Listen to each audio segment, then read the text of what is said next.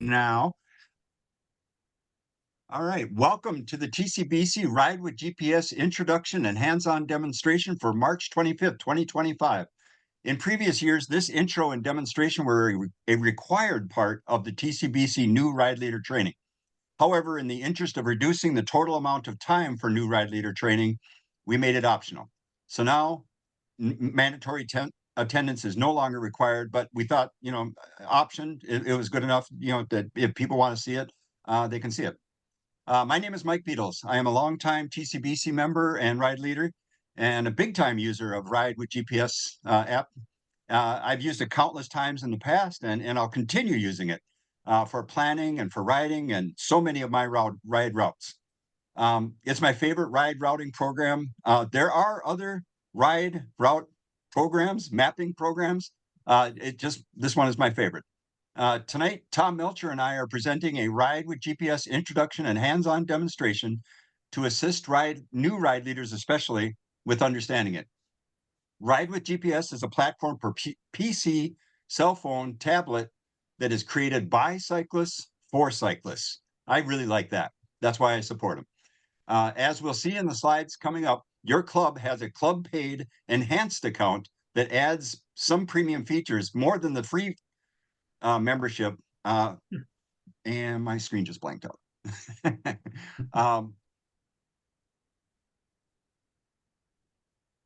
Okay, more than the free membership. And we add these premium features at no cost to TCBC ride leaders.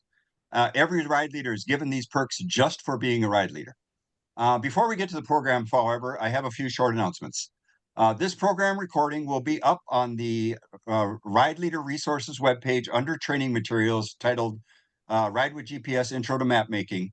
Recording of the session will be up after the conclusion of this meeting and after I've had time to edit, like that last part, and then post to YouTube probably sometime tomorrow.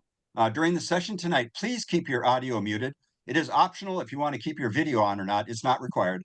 Remember, we are recording. If you don't have your audio on mute and you accidentally make any noise, the Zoom presenter focus switches to your video and the recording gets messed up.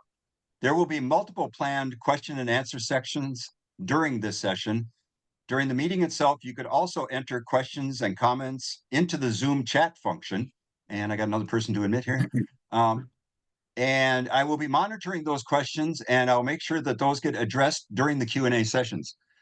Please do not interrupt the presenter during the demonstration. It just makes for a really nice recording. And if we deal with questions at the Q&A sessions, that's probably better. I would like to now present Tom Melcher.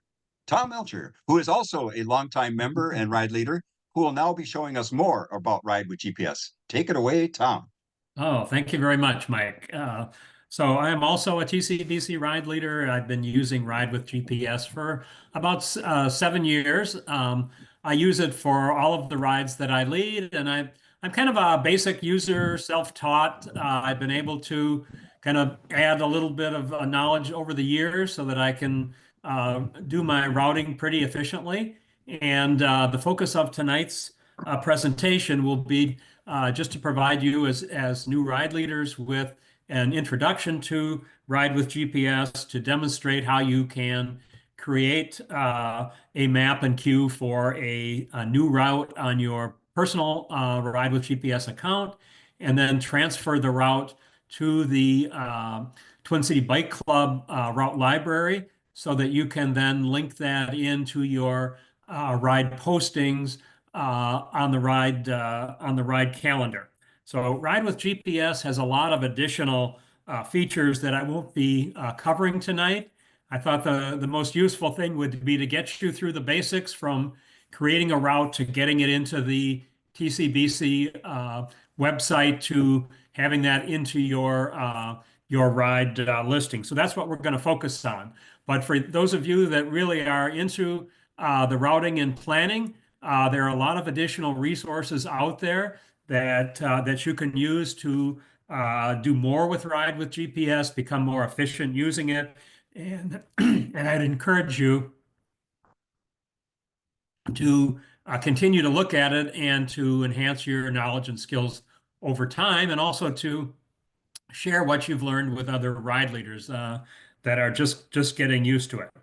I don't, again, like to emphasize that the Bike Club does not require our ride leaders to use Ride with GPS. It is supported though by TCBC, and we encourage you to use Ride with GPS, or at least to try it. So what I'd like to do now, Mike, is click on the share button here and see if I can get this to come up. Let's see. I need to get to. Hey, I see started screen share. Okay, yep, it looks like you're screen sharing. Okay, so, oops, I want to go back up here. And then I've kind of managed to hide my stuff on the right-hand side. So I might need to get some, oh, here, I need to hide the people so that I can see the whole slide. There we go. So I think what I just said was covered by the first slide there. And the second slide is just the steps for creating a ride with GPS map and queue for TCBC rides that we'll be focusing on today.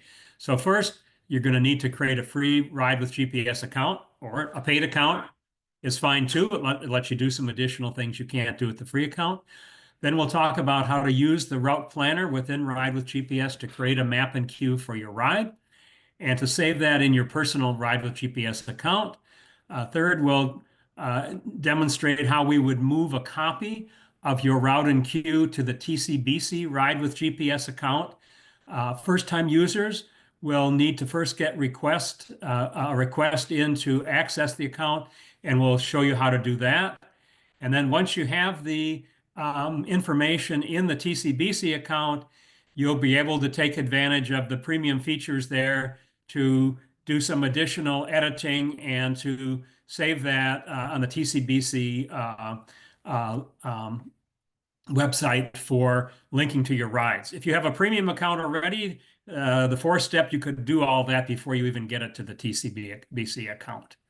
So the next slide here is just showing you what the Ride with GPS homepage looks like. I'm assuming many of you have already gone out and used Ride with GPS, but if you haven't, the website is ridewithgps.com, and you would just click on join for free, and you would then create a free account. You'll have to do username, password, and a little bit of background information to get that going. So once you have a ride with GPS, let's see here. I've got I've got something right in front of where I want to click to get to my ride with GPS, but let me see if I can.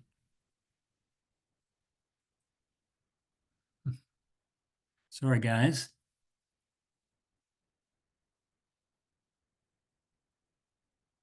What I can do here.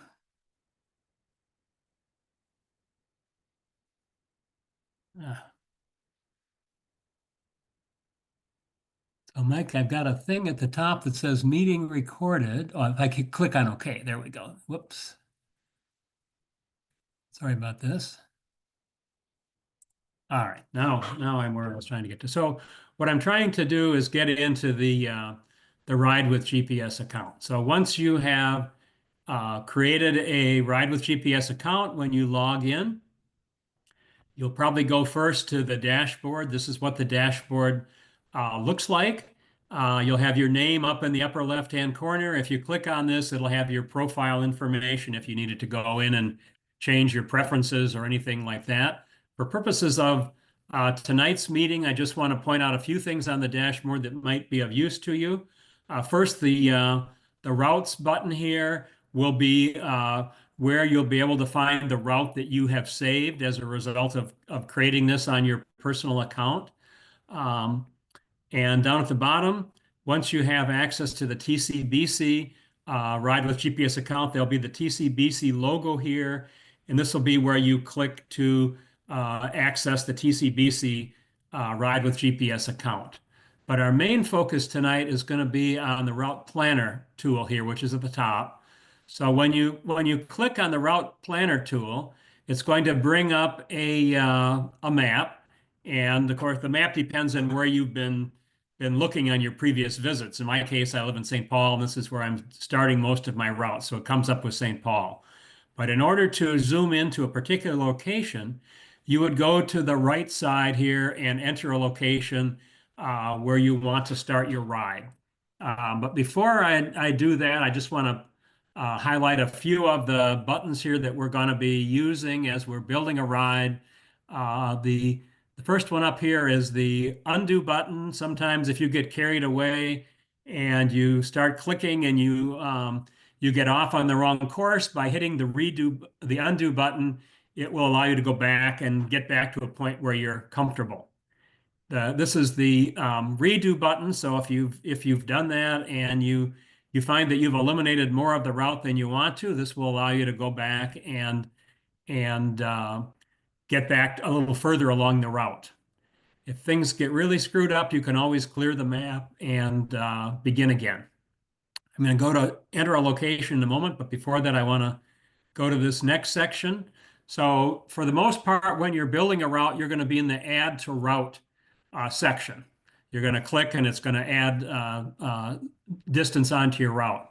There's also a section here called control points. And each time you click, it will create a control point that anchors your route to a specific point on your map. You'll see that there are editing tools for custom cues and custom points of interest that are grayed out here. They're not available on the basic account unless you're one that has a premium account. So if you want to use custom points of interest and custom cues, and you have a basic account, you would need to do that after you move the file to the TCBC account. Down below that, there are two options here, following roads or drawing lines. You almost always want to be in the following roads option. Drawing lines really only gets used if you are in a place where, for example, you're in a new suburban area and the map doesn't show the road yet, but you know there's one there and you want to draw a line to fill that in, or maybe you're cutting across a park and you know there's a trailer, but it's not on the map. But I would avoid using draw lines for the most part and just follow roads unless there just isn't anything there. Then under activity type, you'll see there are three icons here. The first one is for cycling. The second one is for walking. The third one is for driving. And these are important because they trigger some preferences within the program for what kind of route you want to go on. So if you're in bicycling mode and you're on a route where you're going, let's say you're going along Mississippi River Boulevard here, and there are bike trails that are off-road, it's going to try to put you on the off-road trails. So if you want to be on the off-road trails, you would use the biking mode. But if you want to be on the road, then you want to use driving mode. Otherwise, you're going to end up with some confusing things in your route as it kind of tries to switch you back and forth between the bike trail and the road. So let's get started on a very simple route. And the first thing you're going to do is you're going to enter a location. You can type in a full location, or if you've used the program before, it will have locations saved. So I'm going to start a route here for just a demonstration from the Groveland Tap in St. Paul, which is on St. Clair Avenue. And I'm going to do a route that will take me up to Summit Avenue, to downtown St. Paul, cross the Wabasha Street Bridge, go through Lilydale, cross the Mendota Bridge, go past Minnehaha Park, and then back to St. Paul. So the first thing you're doing when you click on that location, it's going to put a pin here where you can start the route. And you have two options. You can click to start the route here. And if you do that, it'll put a green tag there. Or you could also delete that and just move the pin around.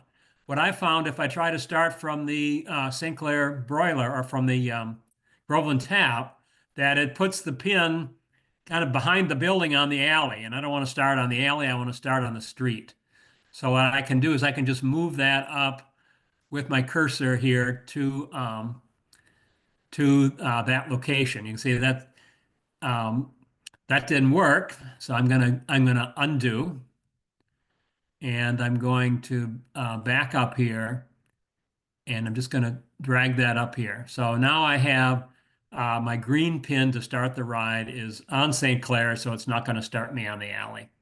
So now what I'm going to do is I'm going to start routing. And to do that, I've got my little cursor here and I'm going to click. We're going to go east along St. Clair Avenue for a few blocks. So I'll click and let's see, I'm in routing mode.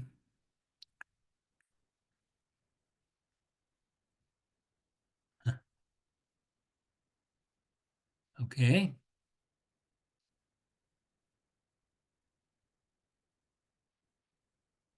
All right, this has never happened to me before. I think I'm going to clear the map and start over again because it's not doing what I was expecting it to do. So I'm going to again go to my Groveland tap. I'm going to start the ride right here, and then I'm going to add to route. And let's see, hopefully this will work now. Something is happening where it is not. There we go. So I've never had that happen before, but you can see when you click here, it's supposed to be creating a line. I've got mine set up as red. That's the most typical sort of thing. And I'm going to take some back streets here. So I'll click on my next spot here. And I actually wanted to go not on Amherst Street, so I can actually take this and drag it over to this street here. And I'm going to go up to Summit Avenue, and I'm going to turn onto Summit Avenue. And one of the things they tell you is you want to avoid clicking on an intersection because then it gets a little bit confused. You'll see as I'm adding to the route, it's got these little boxes here, which are going to be cues telling me about the turn. And I have one of these white spots, which is a control point later to drag the map. So then I'm going to go down Summit Avenue for quite a ways, and you want to have this big enough so that you can make sure you're clicking on the road that you want to be. That's so I'm gonna turn here onto Kellogg Boulevard. So you additional cues here, and I click kind of funny, and so I got another little spot there. So I'm gonna undo that, and I'm gonna re-click here, and then I'm going to go down Kellogg Boulevard a ways. I'm gonna click again, the Wabasha Street Bridge, and again I want to um, blown up enough so that I can tell that I want to be on the road here. So I have clicked on the road, and then I'm going to go down here to just before Plato Boulevard. And now when I get to Plato Boulevard, I like to go on the Robert Pieram Trail rather than being on the road. So I'm going to change my activity type to biking. And then when I click here, it's going to put me on the bike trail.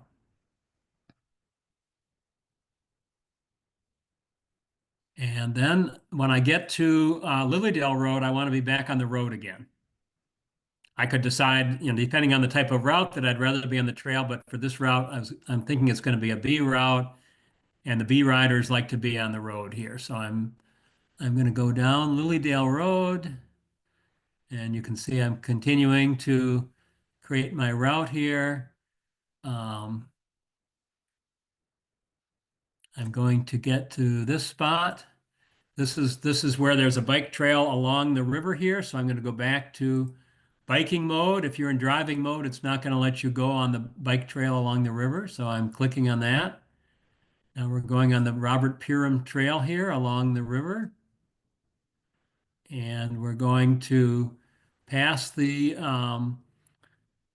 Mendota Bridge, and we're going to go down a little bit farther um, along the bike trail, and we will get to a spot here, which is the Big Rivers Regional trailhead. They have bathrooms there and water. And that's going to be a rest stop. But because I'm operating with the basic personal account and not the club account, I cannot add a custom point of interest. Later, I'm going to come back when this is on the club account and add a point of interest there, indicating that's a rest stop.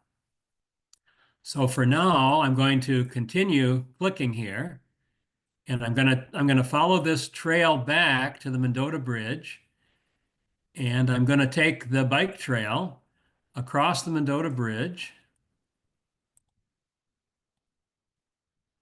and I'm going to go through the Fort Snelling area here, and then continue on the bike trail. And when I get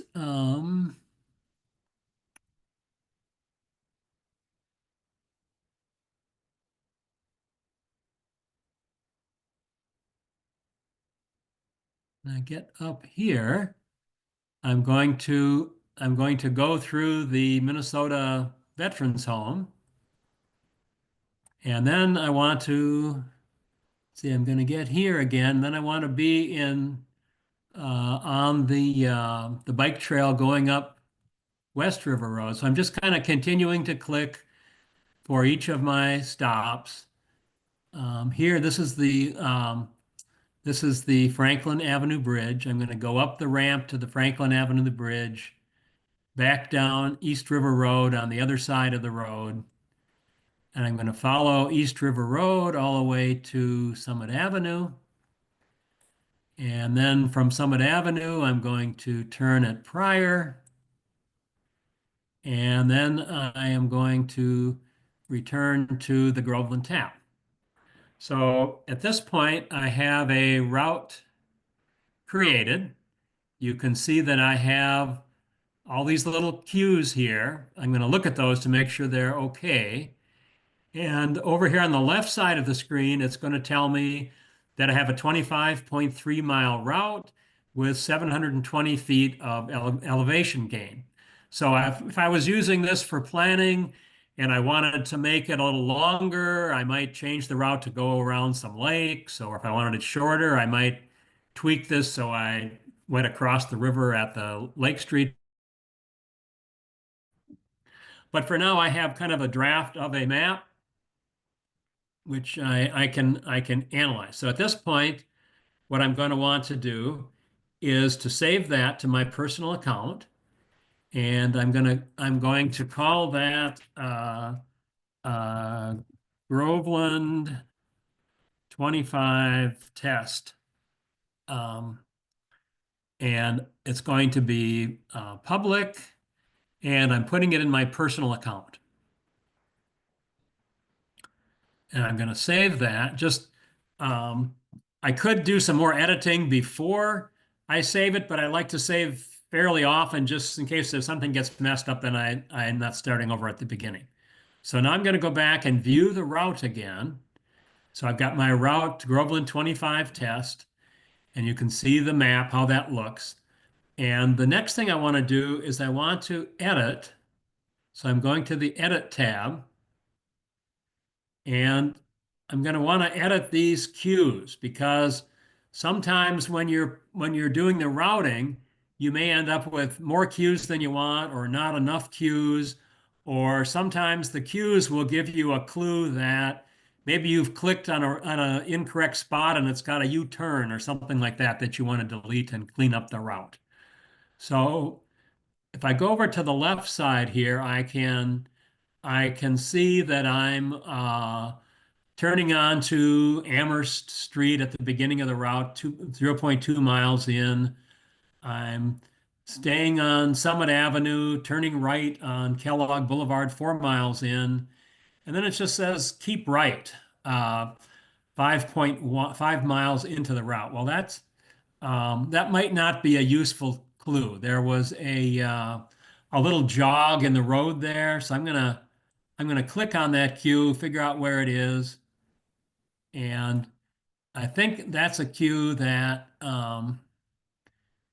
in reality, what I'm seeing here is that that's not going to be useful for me. So I'm going to delete that cue. Sometimes it's confusing if you have more cues than you need. I still have a cue here that says turn right onto Wabasha Street North. Well, I think in order to clarify this for the riders, I'm going to add and cross bridge. It's just a little more obvious to people that you're going to be crossing the bridge if you tell them that they don't have to look for the street sign. They can see that there's a bridge that they want to cross. So then I'm going to continue on Wabasha Street, turn right onto the Robert Purim Trail, and then at 5.9 miles, it just says continue, which again probably isn't a very helpful clue. It's just kind of in the middle of that trail. So again, I can click on that and remove that cue. Then you can see I have a turn here. I'm turning onto Lilydale Road here. It's called Dr. Justice O'Hage at that point. And then you're kind of continuing down here along the trail. This is another one that I would delete because the name of the road changes, but it really isn't a turn for anybody. So to avoid confusion, I'm going to remove that cue as well. And then I get to the Big Rivers Trail and I get to 12.5 miles, which is way down by where I have my rest stop. And I've got some. Oh, that's going to tell me to turn right on the Big Rivers Trail. That one's fine. And then I get down here, and I've just kind of done a little. This is where the bathroom is, that where the rest stop is going to be, and I'm gonna clean that up later. But I think what I'm going to do here is I'm going to take this cue and I'm going to turn it into a cue about the rest stop and a U-turn here. So I'm going to say rest stop at Big Rivers Trailhead and uh, return toward Mendota Bridge on trail, just to make it a little clear what's going on there.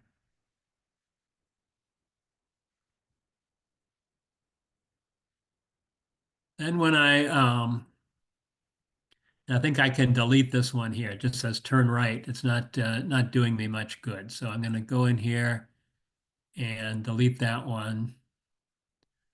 Okay, so then I'm going back on the Big Rivers Trail here. I'm going to get to the Mendota Bridge, and you can see there's a bunch of little turns here. This one is just saying turn left. Well, it's not as helpful as it could be. So I think what I'm going to do there, and I'll say turn left up ramp to Mendota Bridge. So it just makes it clear to my riders what that turn is all about. And so it's got one thing you'll notice is when you're doing turns on trails, unless it's a major trail, it's probably not going to tell you uh, what the turn is about. And so I've got these extra turns here. These are probably okay. Um, Here I'm going to say turn right uh, onto bridge.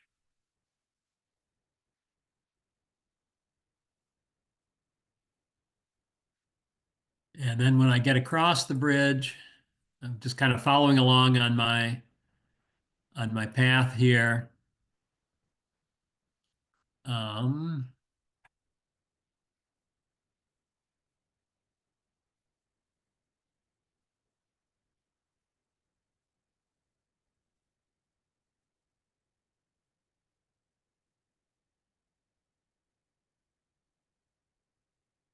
All right, and I see that I really did something to screw up this route because I see that I have an indicator here that at 30 miles I am on the Mendota Bridge again. So this is the kind of thing that can happen. It doesn't usually happen to me, but in order to address that, I'm going to use my back arrow. You can see my mileage suddenly went from 25 miles up to 30 miles. So I'm going to hit the back arrow a few times here and see if I can. There we go. Now I'm back to 25 miles. I must have inadvertently clicked on something and caused that to go up. So now I'm back to a 25 mile route, and we're gonna I'm gonna go back, and I'm gonna have to change some of these cues. I must have clicked on something, but anyway, I won't take the time during this demonstration to do that. But the point here is you're going to want to check these cues and make sure that they're giving the riders clear information about about where they're turning and what the situation is where they are.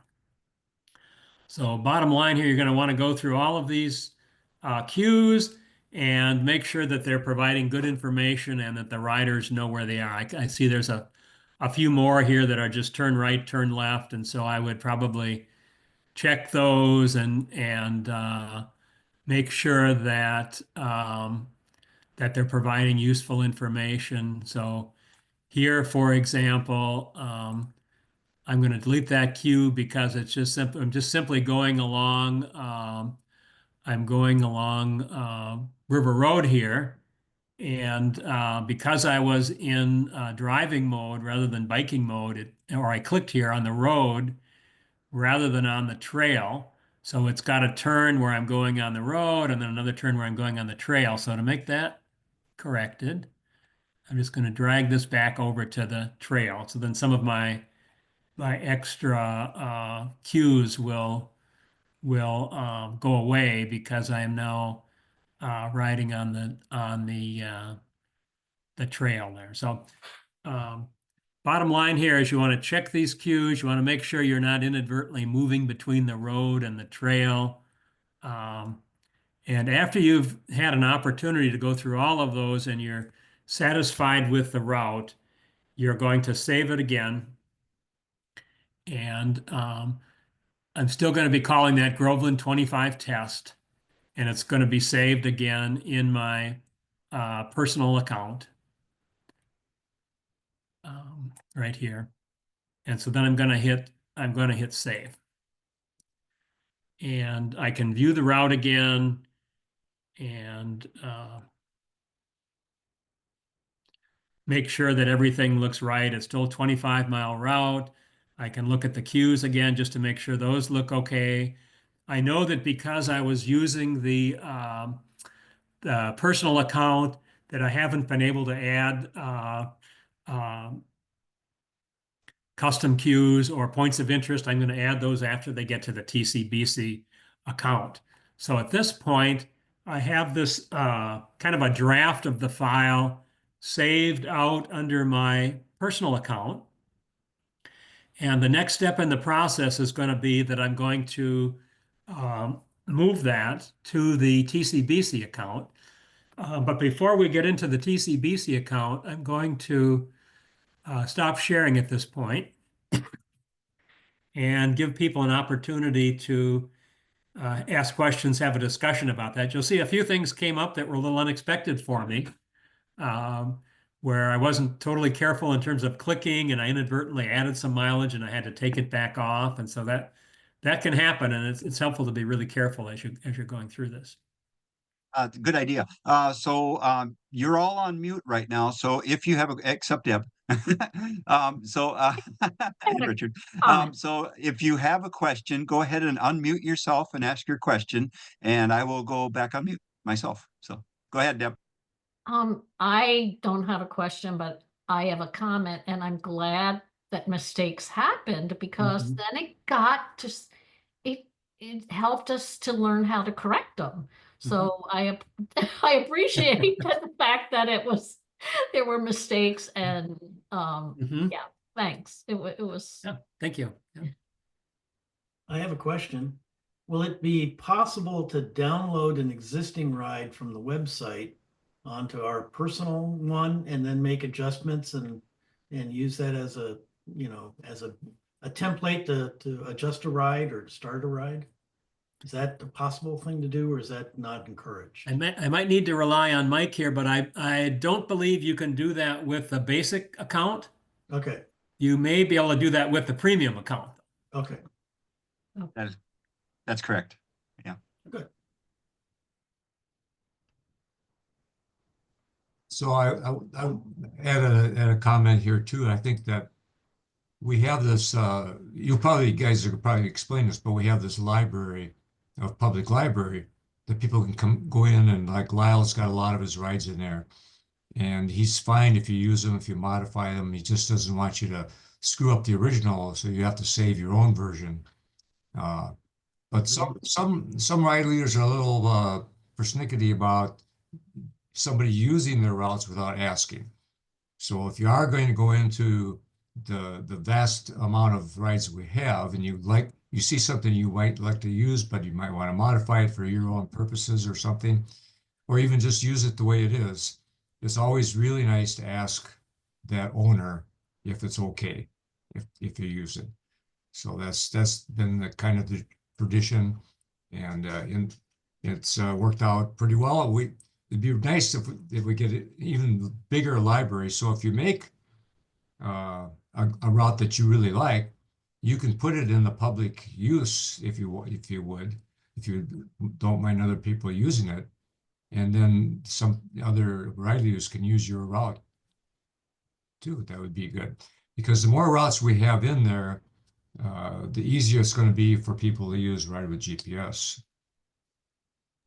Or be Good points, encouraged. Pete. Tom, were you going to cover the pool? Yes, yes. Later on? Okay. I will get to that. I just wanted to make sure we didn't have any other questions on just creating that first draft of a ride within your personal account. The next thing I was going to do was talk a little bit about the TCBC account.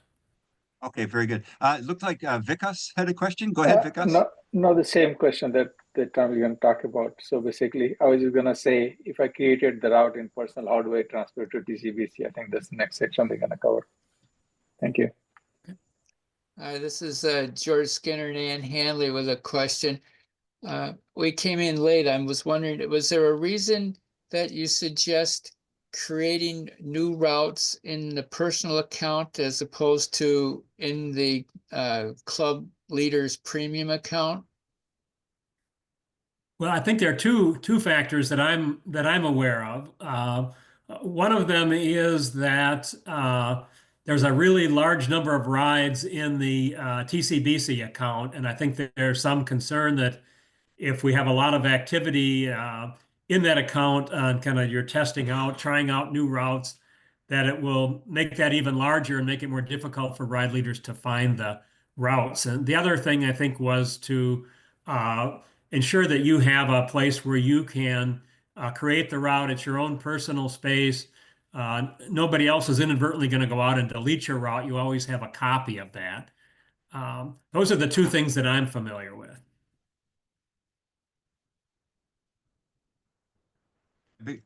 That's my biggest reason for working my personal account first, is so I have a backup.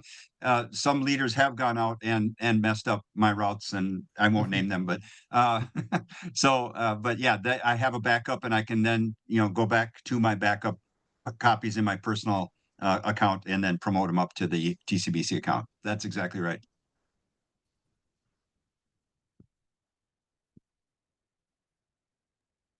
Any more questions or comments at this point, or do we let Tom continue?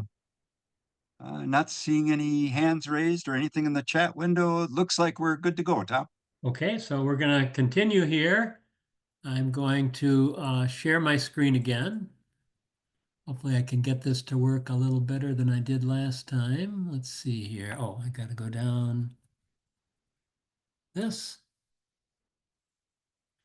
And so now I can make that bigger.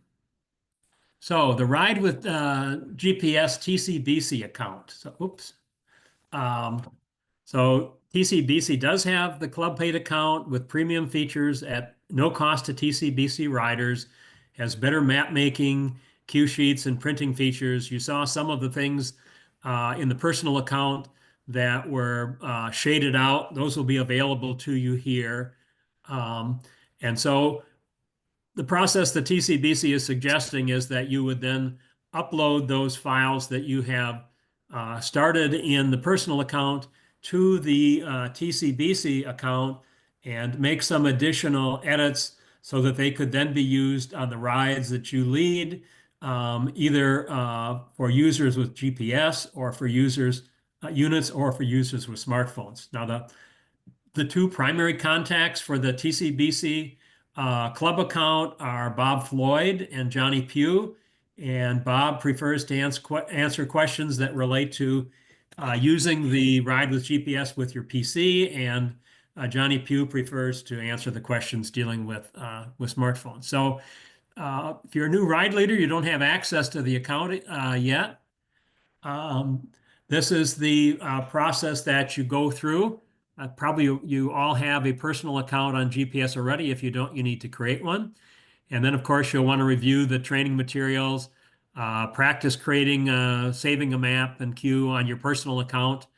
And then when you're comfortable that you're ready to move into the TCBC account, we have a link here that you would click on to log in or to request the ability to log into the club account. And Johnny Pugh or Bob Floyd will send you an email that you've been verified into the club. I think it's pretty straightforward. If you're a new ride leader, you've been trained, you're allowed to go in there, but they just like to control that just to make sure that, we don't mess up the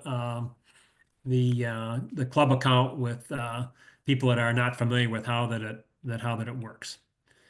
So from there, I'm going to go back to let me get out of the show here. I'm going to go back to my map here from the route that I created on my personal account. And the next thing I'm going to do is I'm going to click on Edit again, Edit in the Planner. And at this point, I'm not going to make any changes, but I'm just going to save it. And when I save it, I'm going to want to save it as a new account, a new route. By doing that, I'm keeping this Groveland 25 test within my personal account.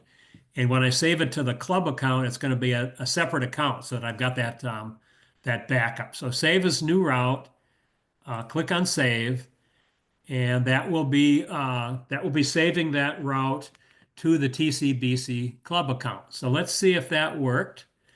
My next step here, in order to get to the club account, once you've got the permission, you go back to this jump to button here, and you go to the dashboard, and then down on the left-hand side of the dashboard, you'll see this TCBC logo. So you'll click on that, and that's going to bring up the TCBC account. You'll need to sign in. If you're brand new to this, you probably have to create Mike, is that a separate password, or is that I lose track of the different numbers of passwords we have. Mine's saved, so it just logs me in. So when you're in the TCBC account, you're going to now see this yellow bar going across. That's kind of a reminder that you're in the TCBC account.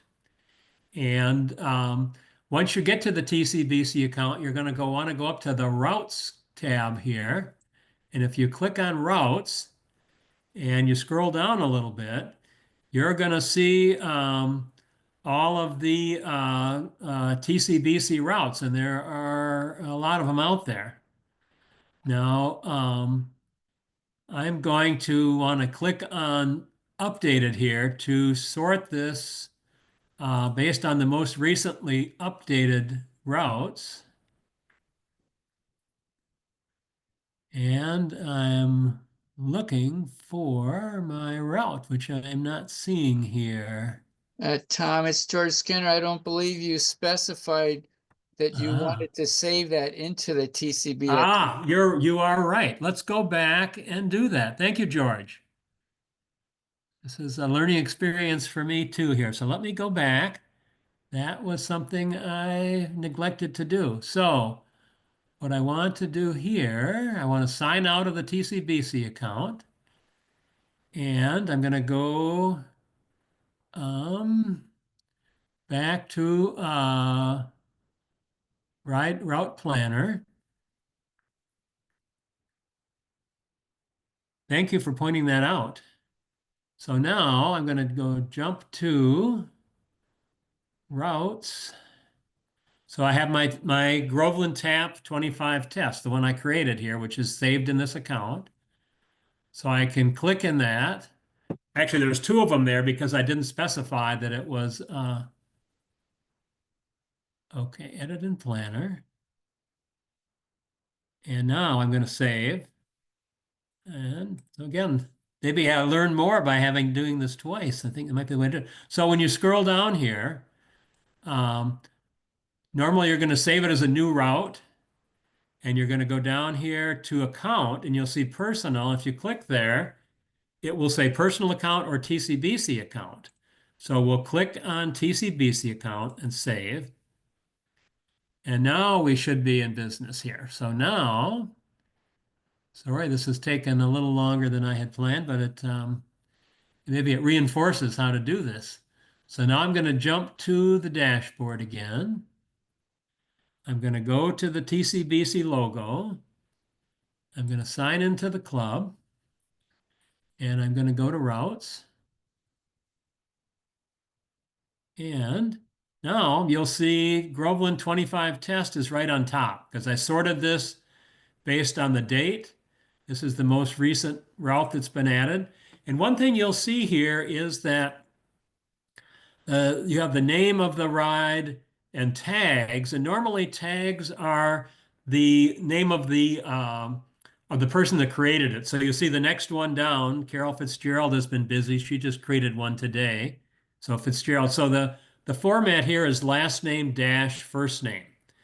Also, if a ride leader has made this available to the pool, you can add another tag that will say pool, and then that will show up if you sort on pool. So now we have this one. We're going to want to add a tag so that I know that's a ride that I created. And if I look at this for 2 weeks later and I forget what date I did it, I'm going to want to have my name on there so that it's easier to find. So in order to get to that, I need to scroll down to the bottom of the page and we'll go to this tab that says Set Tags. And since the format is last name dash, so I'll say, and I start typing it in and my name comes up because I've done rides before. And then I click on Add Tags and you can see that this now has that route created. But now since the pool came up earlier, I could look for routes that are in the pool. And if I went to here and I said pool, I think that's going to, so for example, here's a ride that Lyle Kohler did that says pool. So all of these are rides that a ride leader has got their name on, but they've also said pool. And when they say pool, they're making that ride available for other ride leaders to lead. That doesn't mean they want you to change it. They want you to have the opportunity to lead that ride. And if you do make any changes, you're going to want to save it as a different name so that you don't screw up their ride that they have. But in this case, now I'm gonna delete that. I'm gonna go back to our ride that we have just created. We know that we're in the TCBC account now because it's got our yellow label here, and we now have an account that has premium features. I'm going to go into Edit here, Edit in Planner. And you'll see now in the box here, the custom point of interest, the custom queue are no longer shaded out. So down here, I was going to add an item on the map, a point of interest. So I'm going to go here. I'm going to go down to this spot. And I'm going to click somewhere near here. I'm going to add a point of interest. And I'm going to, let's see.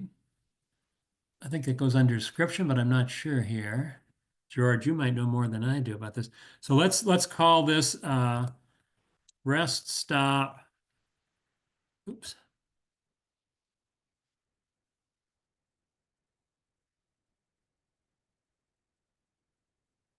Big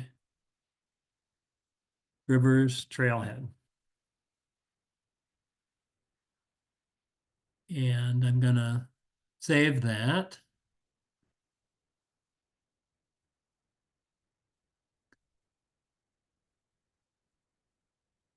And I'm going to include that in the route. So that's now, it shows up with an I there, and that should show up on my information when I get ready to print the ride. So I might also want to do some custom cues. For example, if I had gone through here and I had determined that there were some places where I was missing a cue, I wanted to add an additional cue. I could do that by using the custom cue feature. But at this point, I don't think I'm gonna. Basically, if you wanted to use that, um, you could go in here and click on that, and it would add a cue that you wouldn't.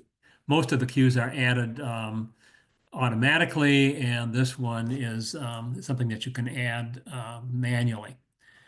So in this case, let's say that that's the only change I want to make is to add that point of interest. So I'm going to save the route again. This time I'm saving it in the TCBC account. It's not going to give me a choice down here in terms of where I save it. It's a route that's tagged. So if I save that, I'm saving it with that extra note. And I think since I saved it once before, I could add a tag to identify that I had multiple versions of this out there um, uh, that could be used. But I'm going to skip that at this point in time. So I'm going to view the route again. And now what I want to be able to do, so this is now saved out on the TCBC website, but I want to set this up so that I can print a map and cue. Most riders these days are using a GPS unit or ride with GPS on their phone, but we still have some riders that are relying on a paper map and cue. And the board has asked that ride leaders bring a few copies of paper map and cue just in case there's someone that comes to your ride that doesn't have one. So you want to know how to be able to do that. So this will scroll through and you'll have some options. One of the options you want to look at is if you select 2x2 on the cue sheet options and a fairly large font size like 13, it's going to create a nice foldable map where it'll be foldable into 4 sections. And down at the bottom, you can set this as the official PDF for the ride. And it's going to create a PDF here that you can save. And so this is what your paper map and cue are going to look like. So I'm calling it Groveland Test. It's got a TCBC logo on it. Because I added that point of interest for the rest stop at the Big Rivers Trailhead, it has that identified with the A here. And then down below, I have the cue sheet. Again, I haven't totally edited this. I don't like to leave cue sheets that have just say left or right. I like to go through and do more editing, but in the interest of time, I didn't want to go through every single one of those tonight. But that will give you a cue sheet that is foldable into 4 sections. So for those of us that are still using a paper map and cue, they can do that. So then I'm going to get out of that. Let's see here. I want to go back to my Ride with GPS. I want to close out this. Let me see what happens if I do this. Okay, so I'm back to Ride with GPS. Now, one thing that might happen when you when you're doing a ride is that you might find that there's some sudden change. You know, you ride the route 2 days before, and you find out that it needs to be changed because there's a detour. So once I have it in the TCBC account, I tend to go ahead and do the edits there rather than taking it back to my personal account. And be real careful you're not messing with somebody else's ride. But so when you do that, you can go back in, you can edit the route again. I'm going to edit it in the planner. Let's say, for example, that I thought it would be more interesting to have another point of interest at the Minnehaha Falls. There's a big rainstorm and it's pretty cool there, so I want to go back. So this is an existing route that I have. I can go to control point here, and on this earlier route, I took a detour around the falls to avoid congestion. So now I'm going to delete the control points that are on that detour, and I'm going to grab this and I'm going to drag it up here, and I'm going to go right there. So what this is doing now is I've just added a change in the route where I'm going to the area by the falls. And I'm going to want to add another point of interest here. And I'm going to say quick stop to view the falls. See, the route is now 25.6 miles instead of 25.3 or something like that.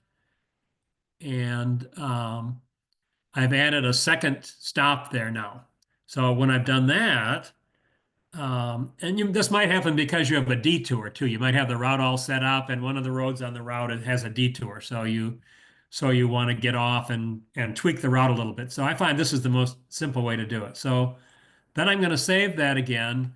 I could save this as a different version. So for example, if I think I'm going to go back and do the other one, I could save it as a new route. I could call it Groveland 25 Test 2 and save that. And then I can view the route again. And so it's a little different route than it was before. It's saved to the TCBC website, but I'm going to want to go back in again and set up this thing to print for the map and queue again. So again, I have my 2x2 matrix, and I'm going to set this as my official PDF. And if I had this posted to the ride calendar, I'd go in and change the link to the route so that you had that.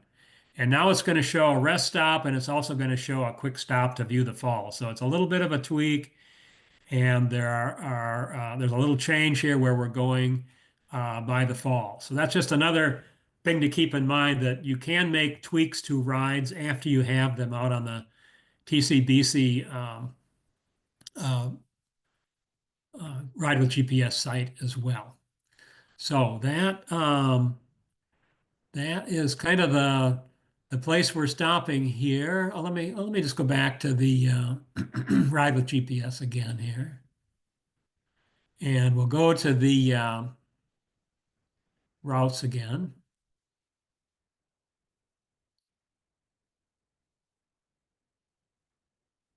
Oops. Okay. So now you can see I've got my Groveland 25 test, my Groveland 25 test 2. Because these are not real routes, I'm going to go in and I'm going to view, and I'm going to go to more here, and I'm going to go to delete. Never do this with somebody else's route. But I'm going to delete that route that I added, the second one at least, and I can do that with the first one as well later on so that people aren't confused about the route that's not really out there. So that kind of concludes the demonstration of how to get this out onto the TCBC website. One thing I should point out here probably, let me just go back out to this first route that I created under view. When you are in Ride Stats and you're planning your route and you're going to link your route to the to your posting, there will be a place where you can click to get the link to your route. You can also get the link to your route right up here. It's kind of hidden on mine, but it says Ride with GPS routes, and there's a number there. You can also copy and paste that route number, and it will bring up the route, and you can paste that into another route. So it's just another way of accessing that route information for you. So that is concluding the second part of the demonstration. I still have a few more slides on sources of additional information, but before we get to that, I thought we could do questions, comments about using the TCBC account. So real quick, Sonia has a question here in the chat. Specifically, two questions. Let me see, where to go? Okay. Understanding the difference between pool and not tagged as pool. Are we not to use routes that don't have pool tagged? Not sure if Pete is still here. He may want to weigh in on this, but the general idea is that if a route is tagged as pool, that ride leader that created the route has given you or anybody else permission to use that for a ride. You don't have to ask them about it. They've already approved it. If you want to use somebody else's ride that doesn't say pool, then the polite thing to do would be to contact them and say, is it okay if I use your route? Because they haven't officially granted you permission. So I think TCBC would recommend that you contact them and make sure they don't have a problem with you using the route. And the second question, if you modify a route after you've posted the link to the ride, the calendar information, do you have to generate a new link? I believe that you need to. I mean, maybe the system is set up so it's smart and it already knows that if you haven't changed the name of the ride, you've just changed some material and called it the same thing, that it maybe automatically picks that up. If you've changed the name like I did in the example, then for sure you would need to repost the link. I think every ride has this unique number. If unique number doesn't change, then it's the same link. If it changes, that means you created a new route. Maybe you copied and modified it. That's a good point. I would check just to make sure that the one that's out there is the one that you want the riders to have. Yeah. And I have had several occasions where I have a route set up that I'm riding every week. We did one last year. It was the Pink Express from Roseville to White Bear Lake. And there were 3 times during the year that we had to make a tweak because there was a lot of road construction going up on Hodgson Road up that way. So we tweaked the route several times, and sometimes it was the day before. And then what I would do is I would change the route on Ride with GPS, and I would also send an email to the people that had signed up for the ride to let them know that the route had changed, just in case they had loaded it before we updated the route. So some people will sign up a few days early, and then if you change the route the day before, they might not have got the new link. That's not fun. I like showing up to a ride that I've already loaded the route, and then the ride leader says, "Oh, we're not using that route anymore. We're using something different." Yeah, but it's better than ending up at the detour. So right, the thing is, it happens all the time. So the thing is, if we don't save it with a different name or don't create a different, if number remains the same, then it will be updated. You'll get the updated route. That makes sense. So the link, good to know. The link, the modification. Yeah, link will not change. Can you describe? There's a little bit of culture that I'm missing here regarding using routes that aren't tagged as pool. So describe, like, why would a person who added a route to the Twin Cities, the TCBC list of routes, and didn't take it as pool. Described for me, I'm missing the cultural significance of why you can't use that route.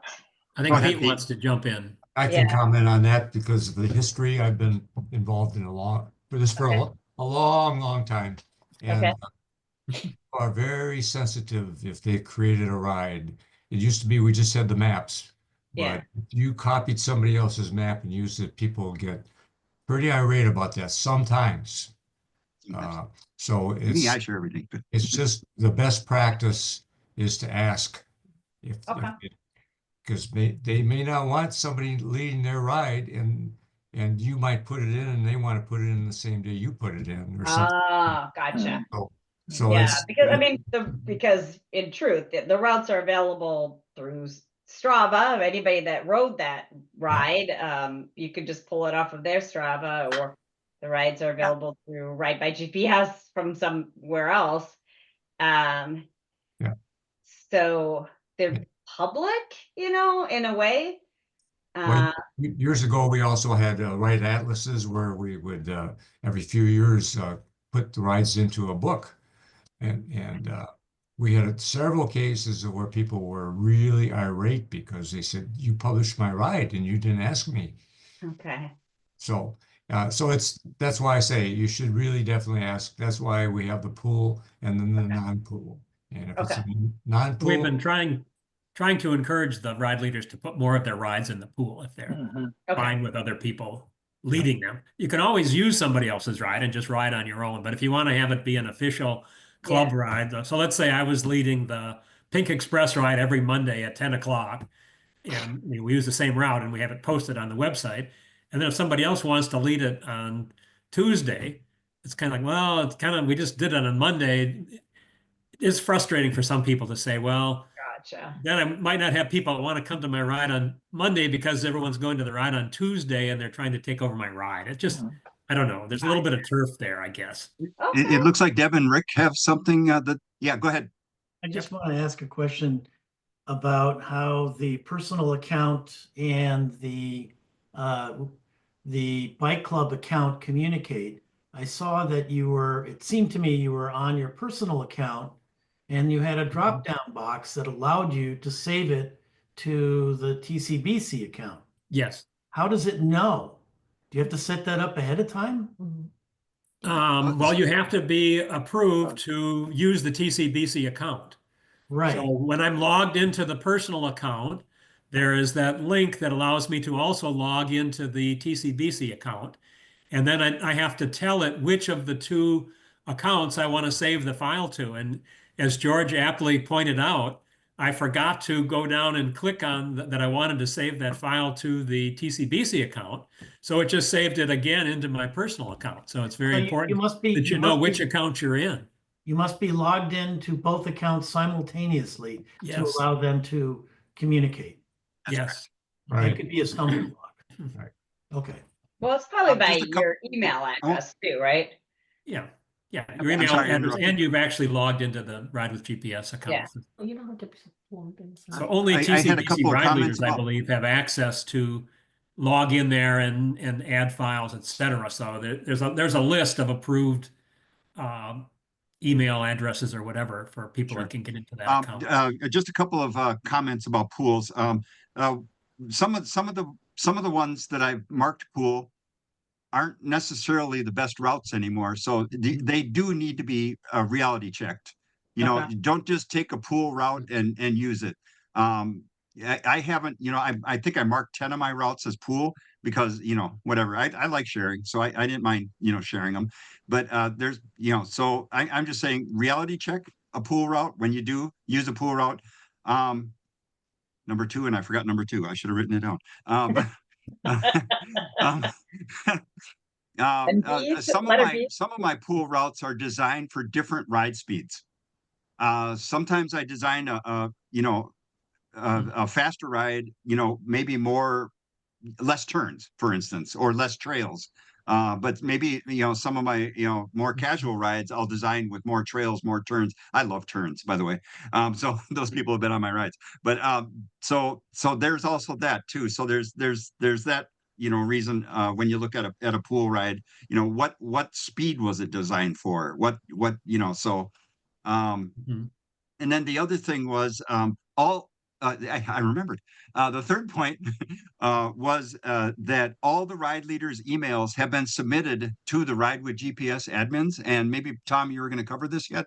But they have all been submitted, and you should all be able to see the Twin Cities Club login now when you look at what is that, the dashboard?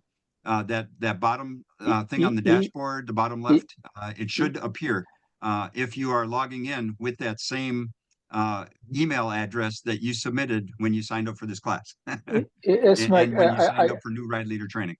I can see the logo, but I'm not getting the sign in link. So when you click on that logo. Yeah, when I click on the logo, then I go to the club page, but I do not see that link that you are seeing, or banner, yellow banner. Oh, that's because there'll probably be a spot where you have to sign in over on the right side, most of the way up. It'll say sign in.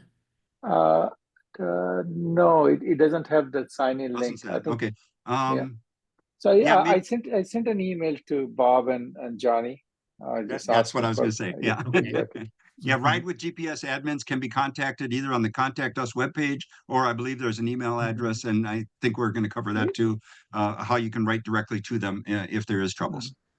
So it might be one thing to get approved to get into there, and a second thing Yeah. to create a Exactly. username and password. And I'm not sure, Mike, I know TCBC has multiple usernames and passwords. I'm not sure if There's the Ride 5 with systems. GPS Yeah. There's is 5 one of different those that's systems, and separate. they all require different logins and passwords, which is really a lot of fun for the webmasters. So it's possible you can see it, but unless you create the username and password, it's not. Yeah, the thing is, I don't even see that sign in. You don't even see the place for it to sign in. Exactly. It might be time to engage the Ride with GPS admins. Yeah. Yep, I sent an email, so someone may reply. Hey, Tom, this is George Skinner. Some time ago, you were filling out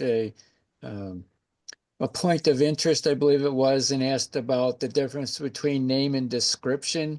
Yes. I believe the name information will appear on your head unit or be announced on the voice prompting from Ride with GPS, and the description column would not be. I'm not 100% sure about that, but I believe that's true. Okay. Also, thank you, George. And I did put it in the description area, and then when I printed the map, at least it was showing up, so that would be consistent. At least on the paper version, it was doing what you were suggesting. Yeah. Thank you. And also, are you going to mention about naming conventions? I see a lot of routes that have very long names, multiple routes that start out with the same 5 or 6 words, and it makes it virtually impossible for people with a 15 character limit on their head unit to find the proper route. That's good to know. I know when I do my ride names, I usually have a short description of like where it starts from, and at the end I have how many miles it is, and then I probably put a little thing in for the route, so I know if I'm going on Lilydale or something like that. But you say 15 characters is the limit you have? I've seen that. Yeah, for a lot of the head units, you just can't display all those letters, and when the first 14 characters are all the same for 6 different routes, you can't find them. So what I do is I use capital letters to separate the words with no spaces, and I throw out the vowels, because most of us, when we look at something, we can kind of guess what the words are for consonants, like that's just one thing I do. That's good to know, George. It's not something I'm aware of TCBC having a policy or recommendations on, but it might be helpful for ride leaders in the future to be aware that there are some limitations there in terms of names that will be helpful. So good to know. We'll note that. No, that is correct. There is no naming standard presently, and I like the idea though.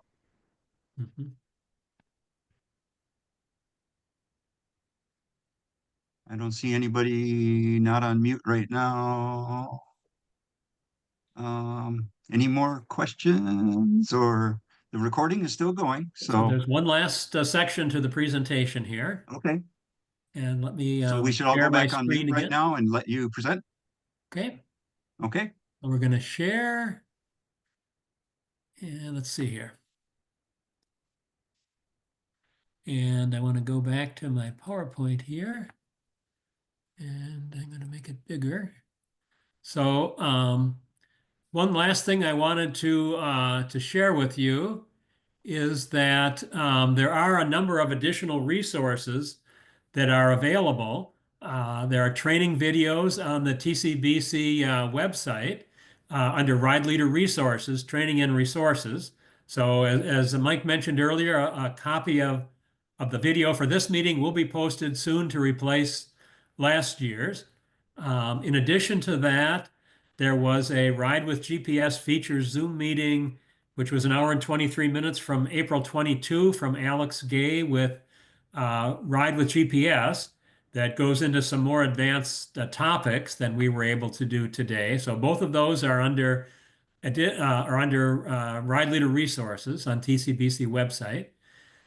Then we also have some resources under the TCBC YouTube channel. I've got a link for you there. So TCBC went big into Ride with GPS in 2018, and Bob Floyd created 10 tutorial videos there.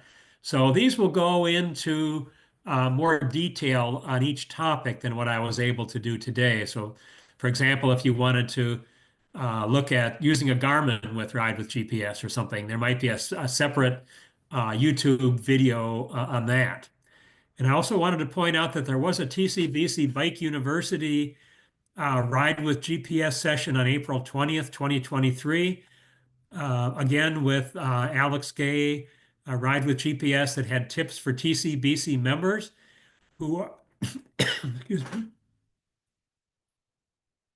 who are Ride with GPS users. So this one's not specifically linked to ride leaders, but if you're into Ride with GPS, especially if you have a premium account, you might be interested in learning a little more through that resource. And then we have a TCBC Ride with GPS mentoring program. So we have some volunteers who have agreed to provide help as needed. You can see some names of people that have volunteered there to provide assistance, people that have had some experience with Ride with GPS. And you can also contact Ride with GPS admin at the Bike TCBC org with questions or requests for help. So those are just some additional resources if you get stuck going forward. And then one more piece of additional resources is in the Ride with GPS site itself. If you go, this is actually at the bottom of the page. If you're on the home page, there's a whole set of help topics here. I won't go into details on all of this, but information on using it with various GPS units, details, especially if you again have a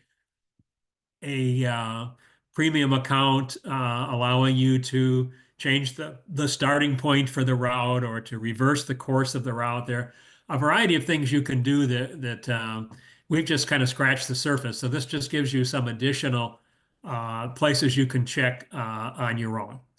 So that is all of the additional information that I had to share. So, and hopefully if you haven't used a Ride with GPS to create maps and cues for your rides, you feel like you can go out there and try that now. My suggestion would be to start on your personal account, try to just a short ride and try to save it, try to go through the kind of steps that I went through here. And don't worry about, having a 42-mile route or anything. Just see if you can get the thing to work. And then as you gain confidence, you can do a full-blown route and then move it out to the TCBC website and start using it for your rides. So happy to answer any further questions or. Thank you, Tom. That Peter. was very informational. So we are going to have the additional Q&A session, like you mentioned. When the Q&A session is over, I will stop the recording, and then we can, free form after that. After maybe we want to chat about something else, but or further in depth, whatever. So if you have an additional Q&A question at this point, go ahead and unmute yourself and ask your questions or make your comments. And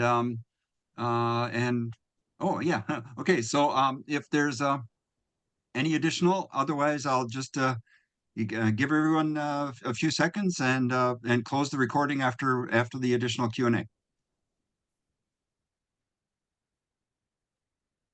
I have a question, and maybe you've encountered this before.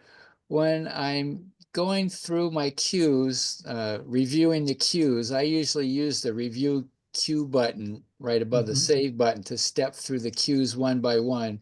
And I'll see an area where I like to put a custom queue. And then when I select that custom queue soft button from over on the right side of the screen, I get blown out of my drawing or out of the ride route. Have you had that happen, or am I not supposed to be pushing that button while I'm in the middle of the review queues function?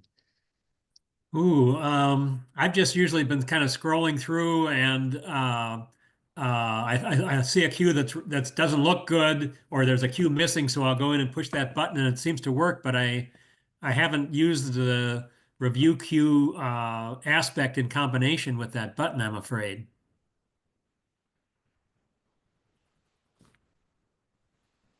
That'd be a question for the experts.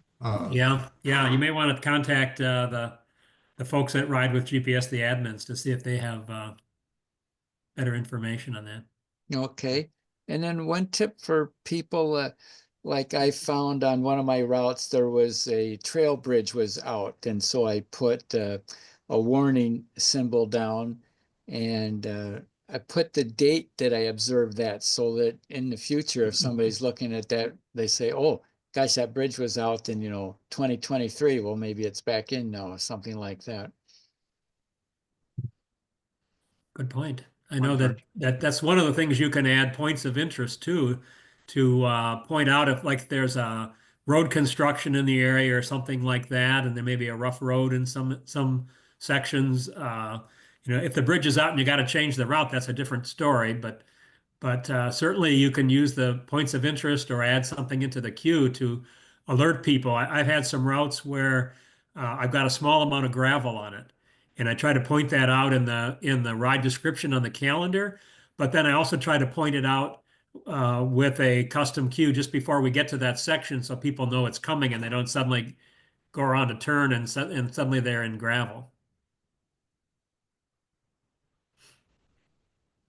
I see, Pete, you're not muted right now. Did you have something you wanted to say, or? No, I just forgot to mute. I really appreciate you guys doing this, because it's an impediment to becoming a ride leader and using GPS, and but we don't require it. You don't absolutely have to use it. You can always use other people's maps. You can make your own maps the old-fashioned way. That's fine too. But I think once you get the hang of it and you use it fairly often, it's not that terribly complicated. And if anybody wants to add to the pool with their rides, it would be very welcome all around. Great. So speaking of all the maps that are out there, how do we do some sort of housekeeping and deleting the things that are either redundant or erroneous or something somebody created and it's still hanging out there? I know that the administrators have made some efforts to get rid of some of the older routes. I know that ride leaders have received notices periodically saying, in 3 weeks, we're going to delete all of the routes that haven't been used for, 2 years or whatever the cutoff is that they have. But we do have a huge number out there, and it gets to be harder to find routes when we have so many, and we need to continue to be vigilant in in keeping those down. I personally go through, and if I have a route I used to use, but I don't do it anymore, I just delete it. But be really careful not to delete someone else's route. Yeah, that's true. Ken, you shared a Excel spreadsheet here. Sorry? So this is something I came up with. So when I created a route using multiple tools, I'll use Google Maps so I can see the actual roads that I might be using. And this is up in Wisconsin, so it's a ways away. So I don't want to be driving up there and any more than I need to. So using Google Maps, I came up with what appeared to be a good route, and then created this spreadsheet with each of the steps, with mileage, the turns, and the road with the beginning, rest stops, and end, all highlighted. So I did go up and drive this. So I found that the beginning, there's a park right on the Gandy Dancer trail with nice restrooms and water and such. And then as I drove each of the segments, I had my voice memo on my phone open and would make notes as to whether the road was good or not. And as you see, this is the first run through before I drove it. So I noted what I could see, and then in rural places, street view. The Google car hasn't gone on every single street yet. So those were the ones that I had to check. You know, I could look at the overview, like the satellite view, and I could see if the road is blacktop or gravel. But of course, they need to be verified, and as mentioned, you know, before leading a ride, you know, you do need to do the verification again. So so yeah, then I made notes. Every one of these segments worked out really well. Step 31 has half a mile of there's actually 2.5 miles of gravel, or it's not even gravel, it's hard packed with loose limited loose gravel and sand. So it's very doable on you know, most people are on what, 28. You've done your homework. I'm really impressed. This is impressive spreadsheet here. So we're gonna wrap up here in 2 minutes. So if anybody has any more comments or questions, go ahead. And after we close the recording in 2 minutes, we can open it up for a free for all for any discussion. George, I noticed you went off mute too. I was just going to suggest, if they haven't done it already, Tom, maybe share your screen on your route again and display the different background images that can be sure, yeah. clicked through.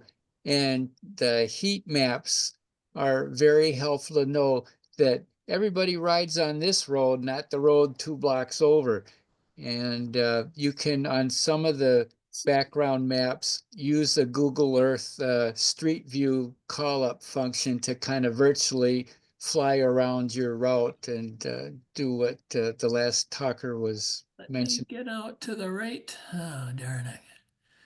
Got my things are covered up again here. Let me see if I can. I'm not sure if you have it handy, George. Let me see.